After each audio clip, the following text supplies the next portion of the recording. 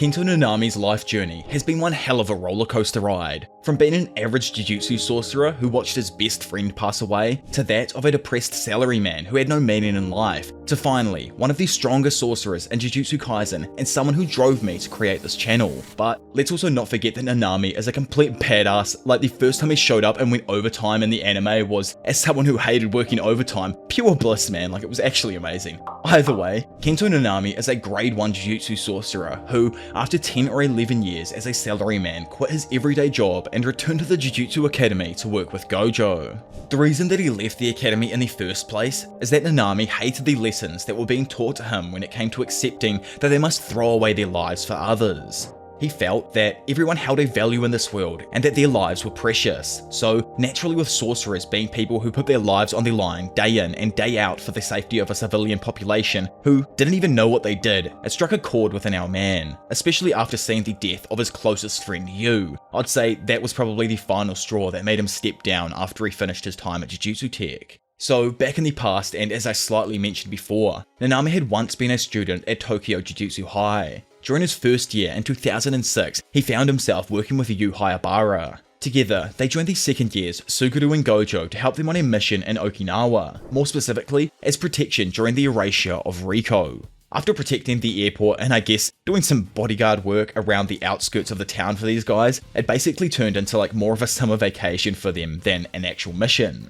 After a year had passed from that date, Nanami again teams up with Yu for one more difficult mission, where they were assigned to defeat a cursed spirit which was believed to be grade 2. However, after arriving and discovering that the cursed spirit wasn't a pathetic one and had actually become more powerful off the emotions of nearby people, it was revealed as a grade 1 cursed spirit that was far too strong for Yu or Nanami to deal with.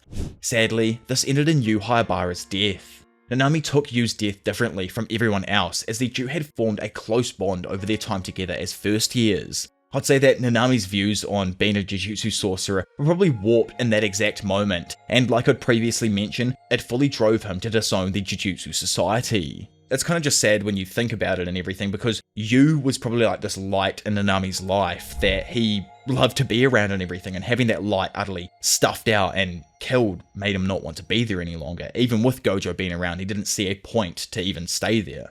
Anyway, Nanami still did graduate from Jujutsu High, but instantly decided to stop being a sorcerer because he found it a pain in the butt, and had already had way too many traumatic experiences through it.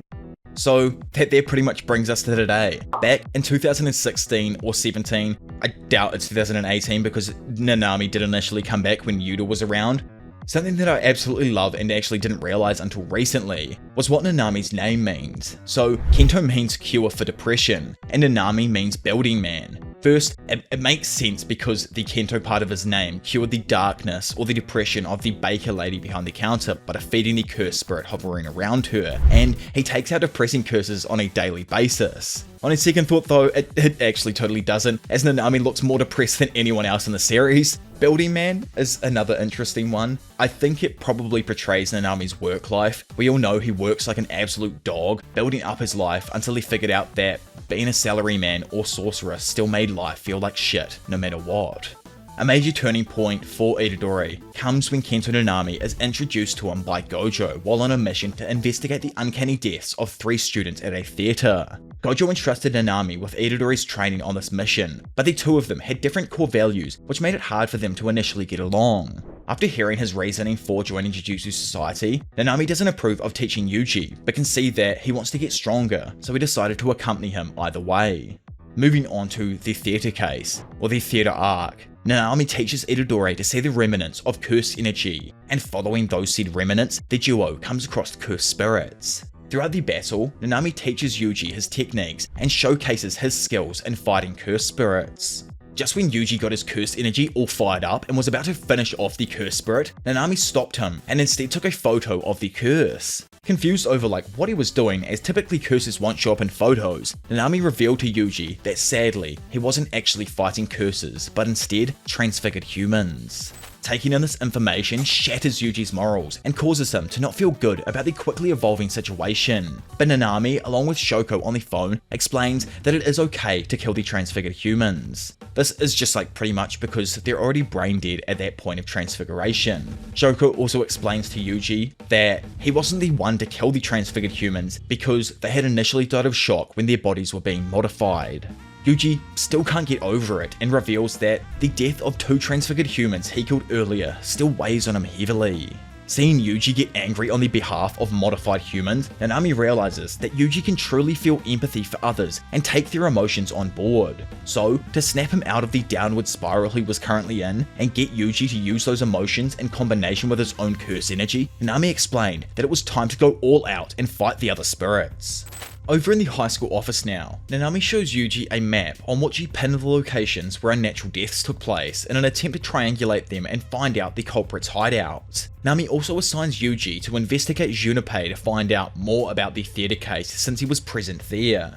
Itadori gets busy with his own investigation regarding Junpei, and so does Nanami with these transfigured humans. While Yuji is off doing his thing with Junpei, Nanami goes to the sewers and forces Mahito to leave the dank environment he calls his place of residence. Nanami and Mahito's rivalry begins in the sewers when the big man himself, being punctual, promises to defeat Mahito quickly as he doesn't like to work overtime. Hearing this, Mahito mocks Nanami by calling him weak, and from that moment, the battle begins. Nanami slashes at Mahito with his curse tool and manages to break his arm off, but it's in vain since Mahito, through his idle transfiguration technique, heals his arm and wounds.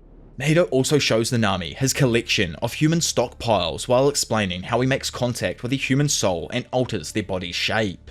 Obviously, Nanami doesn't want to waste any time and has to get off work at 6 PM no matter what, so he decides to end the battle as quickly as possible. Mahito tries his best to tire Nanami out, but, it's over when Nanami loosens his tie and knots it around his hand in preparation to go overtime. Yoked up, Nanami explains his 7-3 ratio technique, which creates a weak point at a specific location and automatically tracks his strike to it. He also reveals that he can create this line along more than just their full height or wingspan, and designate it along various body parts. For instance, the head, upper arm, forearm, and so on. Also, on top of that, Nanami's curse technique can actually affect more than just living creatures. As the battle continues, it was pretty evident that there were 2 ways in which Nanami could defeat Mahito. One way was to exercise Mahito, while the other was to reduce him to smithereens in a single blow. Instead though, Nanami created his 7-3 ratio line on his opponent's surroundings, destroying them while also being able to cut Mahito's leg off in the process. With Mahito unable to move, Nanami bids farewell to his opponent as a mountain of boulders quickly pounded the patch-face curse into the floor. And just like that, my man pushed a currently semi-grade 1 curse spirit to the brink of death. Kinda, I only say semi right now because man's still growing, but as we all know, Mahito escapes here. After Mahito escaped, of course, he did the most despicable thing he could think of and manipulated Junpei, which leads us to the next moment Nanami appears. So, remember the high school and Mahito along with Sukuna laughing their asses off over Yuji's mental breakdown? Well, just after that, and as Mahito was about to deal the killing blow, Nanami arrived just in time to save Yuji. Seeing what's currently going on, the grade 1 sorcerer decides to scold the student for ignoring his orders later on and asks for a status update. Yuji reveals that, sadly, he was unable to save Junpei or his mother from the curses. Nanami notices how Yuji is always thinking of others before himself, and decides to ask about Yuji's individual status. Always resilient, and despite being stabbed several times by Mahito already, Yuji insists that he's fine.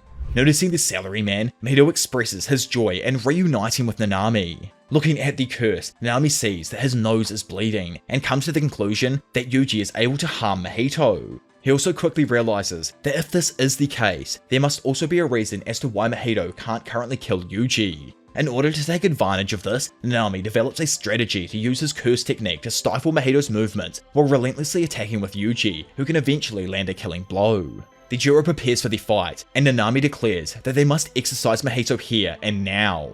Getting ready, Mahito prepares himself by creating an eyeball on his left palm while morphing his other into a bladed shape. He plans on using the eye to watch Yuji while focusing on killing Nanami first. Mahito engages both sorcerers with Yuji on the left and Nanami on his right. Nanami rapidly deflects Mahito's bladed arm while Yuji goes for a low kick. Thanks to the eye on Mahito's hand, he's able to jump above Yuji's kick while sword fighting with Nanami at the same time. While in the air, Mahito transforms his entire body into a sphere of extending spikes. The sorcerers are just able to evade and parry this to break the spikes apart, making Mahito regret using this type of attack. After breaking all of these spikes apart, Yuji and Nanami prepare to deal a massive combined blow. However, Mahito was able to evade by transforming his body into a childlike version of himself and slipping between his opponents. Having watched this, both Nanami and Yuji are able to notice that Mahito stores up his curse energy just before transforming. Knowing that one hit from Yuji could actually kill him in his smaller form, Mahito changes back to normal and spews out several transfigured humans. Then using idle transfiguration, he creates several mutated corpses that are ordered to kill Yuji. Knowing how mentally incapable Yuji currently is when it comes to taking a life, Nanami tries to intercept the transfigured children, but Mahito, who seizes the opening, nearly takes his head off with his bladed arm. Seeing it coming, Nanami uses his superior reflexes and ducks under the blade at the last second. With nowhere to go now, Mahito transforms his arm into a much larger mutation and pins Nanami to the wall of a nearby building while claiming that Yuji won't be able to kill the mutated humans.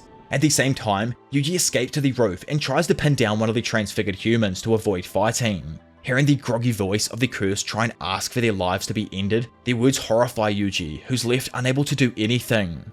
Over in the other fight, Mahito plans on having Yuji eventually fight a transfigured Nanami and boasts that the student is a fool for not being able to distinguish expectations from reality. Nanami, who knows that Yuji will eventually be able to grapple with the idea of fighting transfigured humans, calmly replies that Mahito is the fool, and Yuji is making that distinction at this very moment. Right on cue, Yuji, our boy, jumps down from the top of the roof and smashes down on Mahito's enlarged arm, freeing Nanami. Knowing what was done, Mahito is satisfied to know that he managed to kill the transfigured humans, but Yuji, who can't bring himself to yet understand the reasoning for all this bloodshed, is furious. Suddenly, Big Nanami appears next to Mahito, ready to strike with his blunt sword. In a fraction of a second, the curse spirit instantly reacts, confident he can counter Nanami's curse technique. However, Yuji cracks him hard with a strong right hook, allowing Nanami to follow up by creating a weak point in Mahito's face and smashing it with his blunt sword. The teacher and student then absolutely lay the fug out of Mahito until all of a sudden, the curse can feel death approaching. Using that impending doom to inspire the powers within the depths of his own soul, Mahito conjures for the very first time his own domain expansion, the self-embodiment of perfection. With no escape left for the intended target, it immediately locks Yuji out and traps Nanami alone inside a void filled with Mahito's soul transfiguring hands. Being a grade 1 sorcerer, Nanami is strong enough to fight against and even beat special grade curses. Because of that, and due to the knowledge he possesses on how a domain works, Nanami immediately realizes how bad of a situation this currently is. Happy with himself as per usual, Mahito expresses his gratitude for the sorcerer helping him attain this greater level of strength. Frustrated that Nanami was the only one locked inside, Yuji rapidly bangs on the outside of the domain expansion with his curse energy infused fists. Inside, and understanding the crap he's in, Nanami knows that he's literally in the palm of Mahito's hands now. After looking back on the recent choices he made in regards to quitting his salaryman life and rejoining Jujutsu High, Nanami accepts his fate and tells Mahito to save his gratitude since he has plenty already. Taking off his shades, Nanami proudly admits that he has no regrets. Suddenly, and before Mahito can activate the sure-hit effect of a domain expansion, Yuji breaks into the domain by shattering it from the outside. This feat, by the way, isn't actually that crazy. A domain's purpose is entrapment, so breaking it from the outside is something that works, as in theory it should be extremely weak there. Obviously, because our boy has the Demon King inside of him, this instantly forces Mahito to touch Yuji's soul, once again angering Sukuna. Due to the previous meeting between the two, the King of Curses reminds Mahito that there wouldn't be a second warning and slashes his body with 2 devastatingly deep cuts. This in turn severely damages Mahito and destroys the rest of his domain, dropping him to his knees, defeated. Several things instantly run through Yuji's head, leading to the decision that he needs to act quickly and finish off Mahito. Feeling knackered, Mahito admits that the domain expansion has drained most of his curse energy and decides to use what he has left to expand his body. Seeing the enlarged balloon of curse energy, Yuji believes that Mahito is weak and unable to counterattack, so with nothing holding him back, he filled his fist with a pulse of intent and strikes Mahito's enlarged body with Divergent Fist. However, instead of destroying the curse, the body pops like a balloon and Mahito's real, weakened body escapes back into the sewers. Seeing it shoot out, Nanami attempts to stop him by destroying the entrance, but Mahito still manages to scurry away. That there brings everything in sort of the Mahito arc with Nanami to an end. I know I kind of like added in Yuji's point of view a lot throughout that there, but you know what, I think we kind of needed to make that flow a little bit better. Nanami also does make a like brief entrance during the Kyoto Goodwill event arc, but it's only to update Gojo about what happened previously with him and Yuji at Satozakura High School. The next time we get to see the big man himself is during the Shibuya Incident arc, where, while with Megumi and Takuma, the three are informed of the current situation currently going on in Shibuya. Later, when these citizens get attacked by mutated humans, Nanami, along with Ino and Megumi, head over in order to protect them. Nanami strategizes and divides the group up as he wants them to all reach Itadori's location. Once they do eventually reach Yuji's location, the mini Mekamaru that he has explains what had happened to them against Mahito and what's the best course of action for the upcoming night should be. Nanami agrees with Kokichi's plan and says they will first need to lift the screens around Shibuya. He also says that instead of staying with the younger sorcerers, he will go and meet up with Kiyotaka whilst Megumi, Yuji and Takuma deal with the curtain. I know Takuma is a young sorcerer. He's already a professional sorcerer who's left school and everything. I don't actually know what his grade would be considered as well. I can't remember if it is put in the story at all. Either way, Nanami for the time being puts the professional sorcerer Takuma in charge and lets him know that if they bump into Naobito and Kusakabe, they should explain the situation before leaving himself. After journeying through Shibuya, Nanami finds one of his best friends, Kiyotaka, lying wounded on the ground. Seeing his injuries literally pushes Nanami to the limit as it reminds him of how he lost Yu in the past. Getting furious for his friend, Nanami, for the first time in the series, throws away any thought of holding back and angrily headed out in search of whoever did this. Now he's just like actually seriously pissed off, and oh my lord, I love this part of the series. Plus, Mappa came through freaking clutch in this part. As someone whose whole reason for even starting Jujutsu Kaisen and like YouTube was Nanami, the adaptation of this section of the manga by Mappa is unreal. Like I actually had to rewind this next part 18,000 times just to take in this new kind of feeling I've never had before. Like, I'd never seen my dad walk up on someone on the big screen before and lay them out, but on that day, there he stood. Having come across Nobara in her moment of need, which is also just like when he saved Yuji in his time of need, Nanami, with a conviction that would make the earth shake, appears at the end of the corridor. Haruta the Freak. On a serious note for a second here, like for a villain, this dude is actually fantastic, and I absolutely love his messed up demeanor. I give him so much shit all of the time, same with Naoya, but for villains, they are actually amazing characters. But unluckily for him today, he was unable to say anything as he was still figuring out whether or not he was allowed to attack non-black suits. Speaking up, Shigemo tells the newcomer to read the room and claims to have a hostage, so he shouldn't attack. To his bewilderment though, Akari crawls up the escalator to escape from the curse user. While Shigemo laments about her getting away, Nanami appears right behind him. Nanami asks where and how many enemies there are. Shigemo replies that he doesn't know and turns around upwards, slashing Nanami's shoulder at the same time. He tries to follow up with a front kick, but it's as if he hits a mountain of stone. Looking up at the sorcerer, Shigemo is confused since Nanami didn't bunch at all from his attack, and he isn't cut either. Annoyed, Nanami asks the curse user the same question again. Haruta begins to say that he doesn't know, but Nanami doesn't even let the dude fully answer before activating his ratio technique. In an instant, he creates a weak point on Shigemo's shit-eating face and backhands the child without a second thought. The impact blows Shigemo tumbling through the air, destroying anything in his way and launching him across the room into a wall behind Nobara. Not really knowing much about Nanami, Nobara is just utterly surprised by how ridiculously strong and overpowered he is in comparison to Shigemo. Standing up as blood pours from his mouth, Shigemo believes that he'd be dead without his curse technique. Feeling the difference in their strength, Shigemo knows that he needs to run, but before he can even move, Nanami grabs him by his hair and delivers a ferocious body blow that slams Shigemo into the wall, shattering a small part of it from the impact. Coughing up even more violently now, Shigemo communicates with his curse tool, which levitates up into the air and attempts to stab Nanami from behind. Catching sight of it, Nobara sends one of her nails into the hand of the curse tool, pinning it into the wall.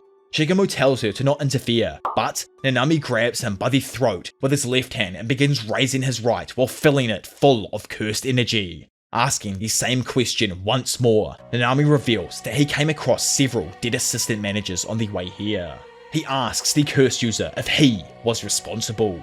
Not replying and fearful for his life, Shigemo tears up and apologizes, but it's far too late for that. Having lifted him up by the throat, Nanami drops his dumbass and hits him with one final blow enhanced by the ratio technique. And oh my lord, my boy flips and spins like no tomorrow. Nanami legit Beyblade style let it rip on his ass and sent him through freaking everything. The dude rocketed through a wall outside into another wall of a building across the street.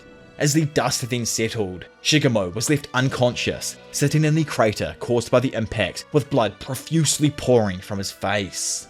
This here, I think for like the first time in the series, makes Nobara realize that Nanami is completely on a different level, and this is what it means to be a true grade 1 sorcerer. I feel like before this moment, he was never really there to witness any of those crazy feats, like Gojo destroying Hanami with purple back in the Goodwill arc, or nothing to do with like the first Mahito stuff with Yuji. But here she was to witness what a true grade 1 sorcerer is made of, and well, she'll need to achieve that in the future if she wants to stay around, you know? Either way, moving forward, after this, Nanami explains Gojo's situation to her and Arata and says that he'll be shooting off to try and save him now. Nobara wants to help as well, but Nanami explains that this fight is for grade 1 sorcerers, so she should back down. It's kind of sad when you think about how Nobara was meant to be getting put up for that grade 1 role as a sorcerer though. It's kind of like made her realize that she's not ready for that role, whereas Yuji is kind of ready for that role, like he's the dude actually there with Mahito and Nanami being able to keep up. I was truly happy that Nanami actually got this moment when I first read the manga, especially before the next stuff that does eventually happen. Without it, I'd feel like a lot of people might have started to think that he was an overhyped teacher, that the grade 1 sorcerers weren't all that impressive, and that the scaling method in Jujutsu Kaisen for like strength was useless. Which, you know, it kind of is at some points when it gets to special grade and above, I think. But with this though, it shows just how large of a gap there is between each grade of sorcery in the early on stages. From Nobara at grade 3 to getting dominated by Shigemo, who's meant to be grade 2, I think, and finally the G himself rolling in as a grade 1 to save the day. It gives the power system credence and shows that sometimes it doesn't matter what the technique is, there just may be an overwhelmingly stronger force that you won't be able to stop no matter who you are. Either way, enough of me rambling on about like absolute nonsense. After leaving the girls, Nanami, Naobito, and Maki come across Dagon, one of the special grade cursed spirits. So, kind of like the previous stuff, I'm just going to try and stick with Nanami's point of view throughout this fight. Obviously, I will have to include some moments from other characters and whatnot just to make it flow, but, you know, it's just Nanami's story here, so I'll try and keep it to, like, what just happens with Nanami. As the fight starts, Nanami watches Naobito attacking Dagon and struggling a little bit, so he steps in to attack with his own ratio technique. He strikes down with his blunt sword on Dagon, which the curse comfortably blocks with his forearm. A second later though, and having found the weak point, Nanami's curse technique takes effect, sending Dagon crashing back to the ground. Watching the other two sorcerers fighting, Nanami dives down on top of the curse and strikes him through the frame Naobito had just stuck him inside. Instead of getting hit like last time though, Dagon blocks Nanami's sword with a shield of water, repelling the critical hit and frustrating Nanami. With the cursed spirit walking forth now, a cylinder-shaped water shield flows in a circle in the air around Dagon to protect him. Watching it, Nanami feels like they haven't done any damage due to this curse's boundless health. The sorcerers ready their fighting stances as Naobito asks what their best course of action is. Then, they all strike in unison as the old man reveals that the best way to counter is to simply overwhelm their adversary before he can activate any techniques. The three Jujutsu sorcerers all rapidly attack Dagon's water shield at the same time, threatening to crush him with pure speed. As they progress, the sorcerers start slowly piercing the water shield. Naobito's fist manages to get through first, surprising Dagon. He decides to weave a hand sign, detonating the shield into a massive explosion of water that forces Nanami and Maki back. In Naobito's side of the bout, Dagon attempts to use another hand signal, but Naobito tells him to not even think about it. Instantly, he pummels Dagon's midsection as well as his hands with a flurry of downward punches, destroying his fingers and making it impossible for him to cast hand signs. However, it turns out to be a simple distraction as a symbol appears on Dagon's stomach, signaling the activation of his domain expansion. This traps Naobito in Dagon's coastal domain, horizon of the captivating Skanda. Of course, Nanami is also trapped inside along with Maki, who are both instantly assaulted by piranha-like Shikigami. The crazy thing about these fish is that they don't even exist until they hit the target due to the effect of the domain's sure hit effect. not giving an actual stuff about Maki at all, which is just crazy seeing what she's become later on. Dagon decides to focus 70% of his own power on Naobito and the remaining 30% on Nanami. He activates Technique Release, Death Swarm, summoning a literal death swarm of fish Shikigami to his side. Anticipating the attack, Nanami warns Maki to attack without hesitation because if she doesn't, the Shikigami will instantly eat them alive. Sadly for our girl, his advice is interrupted when the Shikigami attack Nanami first and appear to devour his upper body. Skipping slightly forth, and after the GOAT, Megami makes his appearance by using his domain expansion to enter from the outside, Dagon calls Megami a fool for entering voluntarily and motions to attack him. Having gained the Playful Cloud, the special grade weapon with no specific technique from Megami's Endless Well, Maki stops him by attacking from behind. The strike lands on the spirit, cutting away a good chunk of Dagon's arm and surprising him with the force of the impact. Maki whirls around the Playful Cloud and uses the momentum of her spin for a powerful follow-up attack strong enough to send the special grade skidding across his own water. As Dagon recovers from the heavy blows, he realizes that his guaranteed hit has been nullified because of Megami's domain. To restore Death Swarm, Dagon ignores Maki and focuses on crushing Megami. Due to how Megami is currently stuck in a domain struggle, Dagon believes killing Megami will be simple and spawns 2 eel-like Shikigami from his body to attack. In that moment, the actual rock of a human makes his reappearance, having survived Death Swarm for an entire minute and protects Megami. Standing next to the first year now, he asks where Yuji and Ino are, and Megami explains what had happened to each of them. Grappling with what to do next, Nanami tells Megami to focus on his own domain while the others protect him.